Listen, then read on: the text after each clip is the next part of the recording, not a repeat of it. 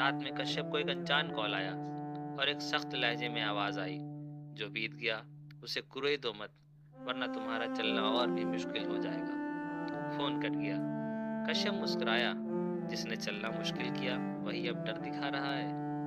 अगली सुबह दरवाजे पर एक नोटिस चिपका था, मानहानि का कानूनी नोटिस। नीचे हस्ताक्षर नहीं थे, सिर्फ एक मोहर, रेलवे प्राधिकरण।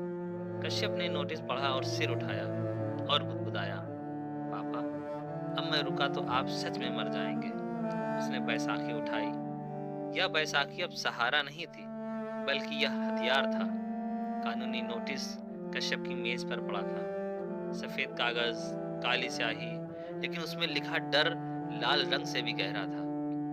माँ ने नोटिस देखा तो हाथ कांप गए। बेटा अब बस कर। माँ की आवाज भर आई। हम बड़े लोगों से नहीं लड़ सकते। कश्यप ने नोटिस मोड़ा, सीधा किया और शांत स्वर में बोला, माँ, बड़े लोग सच से नहीं, सच बोलने वालों से डरते हैं। अगले ही दिन कश्यप कोर्ट पहुंचा। सीढ़ियां वही थी, ऊंची, बेरहम, लेकिन आज उसके कदमों में झिझक नहीं थी। हर सीढ़ी पर उसे अपने पिता की आवाज सुनाई देती, रुकना मत, रुकना मत। कोर्ट रूम में रेलवे की वकील चमचमाते जूतों और मोटी फाइलों के साथ खड़े थे। कश्यप के पास सिर्फ एक फाइल थी, सच की। जज ने पूछा, आप वकील के बिना? कश्यप बोला, हाँ माय लॉर्ड, मेरी लड़ाई शब्दों की नहीं सच्चाई की है। कोर्ट में थोड़ी हलचल हुई। रेलवे के वकील ने तंज कसा, यह भावनात्मक मामला है, तथ्य नहीं। कश्यप ने डायरी खोली, अखबार की कतरन रखी और कहा, मेरे पिता ने ट्रेन रोकी ताकि लोग बचें। भावनाएं नहीं, जाने दांव पर थीं। जज ने अगली तारीख दे दी। कोर्ट के बाहर मीडिया और कैमरे थे। पहली बार किसी ने कश्यप से सहारे की तरह नहीं, सवालों की तरह बात की। आप विकलांग होकर इतनी बड़ी संस्था से कैसे लड़ेंगे? कश्यप मुस्कुराया, विकलांग शरीर होता है, हिम्मत नहीं। वीडियो वायरल हो गया। सोशल मीडिया पर हैशटैग लंगड़ा नहीं लड़ा हूं ट्रेंड करने लगे। शाम को रमेश बाबू का फोन आया, कश्यप मुझे धमकी मिली है, गवाही वापस लेने को कह रहे हैं। कश्यप की आवाज कड़क हो गई, आप पीछे मत हटिए, अगर आप रुके तो वो जीत जाएंगे। फोन कटने से पहले रमेश बाबू ने कहा, अगर मुझे कुछ हो जाए तो सच मत रोकना। रात में कश्यप अकेला बैठा था। पहली बार डर ने उसे जकड़ा। उसने बैसाखी को दीवार के सहारे रखा और खुद से कहा, अगर मैं गिर गया तो? उसी वक्त माँ ने उसके कंधे पर हाथ रखा, तू पहले ही बहुतों को खड़ा कर चुका है। माँ बोली, अब गिरने का हक नहीं तुझे। कश्यप की आंखों में आंसू थे, लेकिन आवाज मजबूत। अगली सुबह अखबार की सुर्खी थी, रेलवे हादसे की जांच फिर शुरू। लेकिन उसी पन्ने के नीचे एक छोटी खबर थी, मुख्य गवाह रमेश बाबू लापता। कश्यप का दिल धक से रह गया। फोन बजा, अनजान नंबर। हमने कहा था चुप रहो। आवाज आई, अब आखिरी मौका है। कश्यप ने खिड़की से बाहर देखा। सड़क पर वही काली गाड़ी खड़ी थी। उसने फोन बंद किया और धीमे से बोला, अब पीछे हटने का कोई रास्ता नहीं। उसने बैसाखी उठाई और दरवाजे की ओर बढ़ा। दरवाजा खुला। रमेश बाबू कहाँ हैं? कुछ पल ठहरा, फिर दरवाजा बंद कर दिया। बाहर नहीं गया। उसने पहली बार समझा, बहादुरी का मतलब हमेशा सामने जाना नहीं होता, कभी कभी सही चाल चलना भी बहादुरी है। उसने तुरंत अपना लैपटॉप खोला और लाइव स्ट्रीम शुरू कर दी। अगर आज मेरे साथ कुछ होता है, कश्यप ने कैमरे की आंख में देखते हुए कहा, तो याद रखना मैं सच बोल रहा था। लाइव देखते देखते हजारों लोग जुड़ गए। कमेंट्स की बाढ़ आ गई।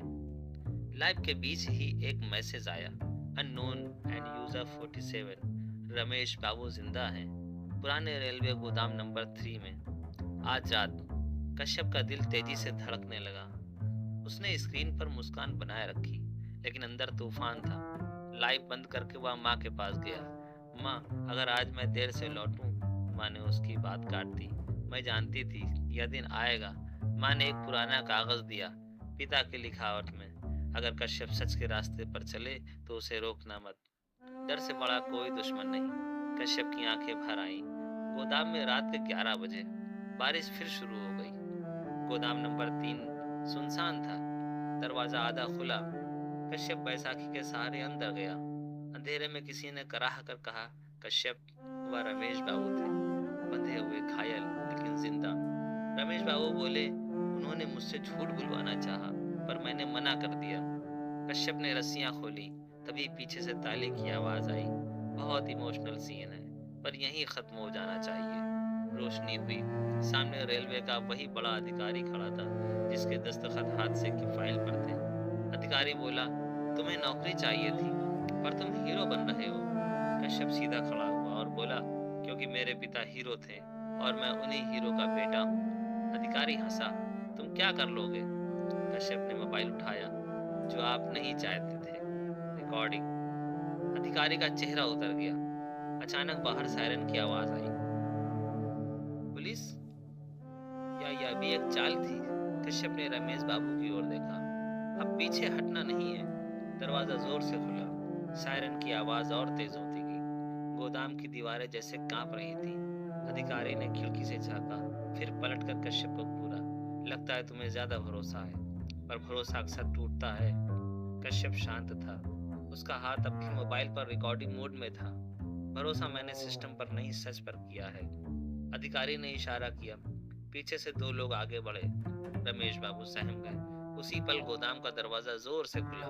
पुलिस नहीं, बल्कि मीडिया के कैमरे अंदर घुस आए। लाइव है, किसी ने चिल्लाया। अधिकारी के चेहरे का रंग उड़ गया। कश्यप की लाइव स्ट्रीम अब हजारों से लाखों दर्शकों तक पहुंच चुकी थी। हर शब्द, हर चेहरा रिकॉर्ड हो रहा था।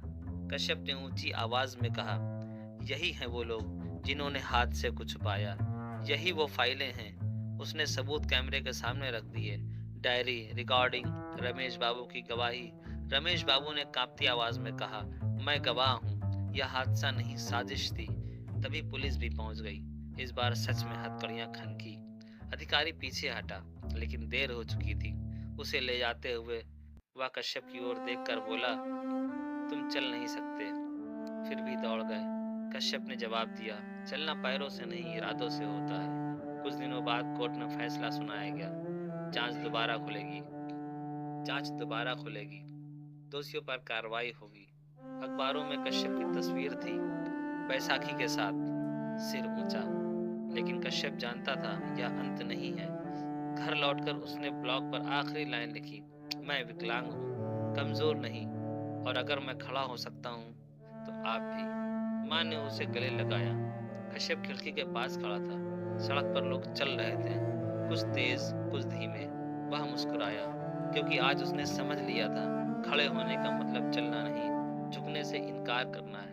कोर्ट का फैसला आ चुका था। देश ने कश्यप को एक नाम दे दिया था, बैसाखी वाला हीरो। लेकिन कश्यप को यह नाम कभी अच्छा नहीं लगा। वह जानता था हीरो वो नहीं होता जिसे लोग देख लें, हीरो वो होता है जो किसी और को खड़ा कर दे। एक शाम कश्यप अकेला छत पर बैठा था, लेकिन उसके भीतर कुछ अधूरा था। माँ ऊपर आई, हाथ में वही पुरानी डायरी थी। माँ बोली, तेरे पापा ने तेरे लिए आखिरी पन्ना छोड़ा था। कश्यप चौंका। डायरी के आखिरी पन्ने पर लिखा था, अगर मेरा बेटा यह पढ़ रहा है तो इसका मतलब वह डर से आगे निकल चुका है। याद रखना कश्यप, दुनिया तुम्हें अपाहिज कहेगी, लेकिन तुम उन्हें चलना सिखाओगे। कश्यप की आंखें भर आईं। अगले दिन कश्यप ने एक छोटा सा सेंटर खोला, उम्मीद। यह कोई संस्था नहीं थी, यह एक जगह थी जहां विकलांग लोग आकर सिर्फ सहारा नहीं, हौसला पाते थे। पहला बच्चा जो आया, वह बोला, भैया मैं कभी दौड़ नहीं पाऊंगा ना। कश्यप उसके सामने बैठ गया और मुस्कुराते हुए बोला, दौड़ सब नहीं पाते, लेकिन आगे सब बढ़ सकते हैं। कुछ महीनों बाद वही बस स्टैंड, वही सीढ़ियां, वही लोग, लेकिन आज एक फर्क था। एक लड़का बैसाखी के सहारे चल रहा था। लोग देख रहे थे, कुछ मदद के लिए आगे बढ़े, कुछ मुस्कुराए। कश्यप दूर खड़ा यह सब देख रहा था। उसने आगे बढ़कर कहा, उसे अकेले चलने दो, उसे भरोसा चाहिए, दया नहीं। लड़का चढ़ गया। कश्यप की आंखों से एक आंसू गिरा, दुख का नहीं, जीत का। रात को कश्यप ने ब्लॉग पर आखिरी पोस्ट लिखी, विकलांगता शरीर की होती है और हार मान लेना सोच की। अगर तुम आज भी खड़े हो तो तुम जीते हुए हो। उसने लैपटॉप बंद किया, खिड़की से बाहर देखा। सड़क पर लोग चल रहे थे, कुछ तेज, कुछ धीमे, लेकिन हर कोई आगे की तरफ बढ़ रहा था। कश्यप मुस्कुराया, क्योंकि आज उसने समझ लिया था, जिंदगी का मकसद चलना नहीं, किसी और के लिए रास्ता बन जाना है। यही कहानी हर उस इंसान के नाम जो गिरा है, टूटा टूटा है लेकिन रुका नहीं है, लेकिन रुका नहीं है।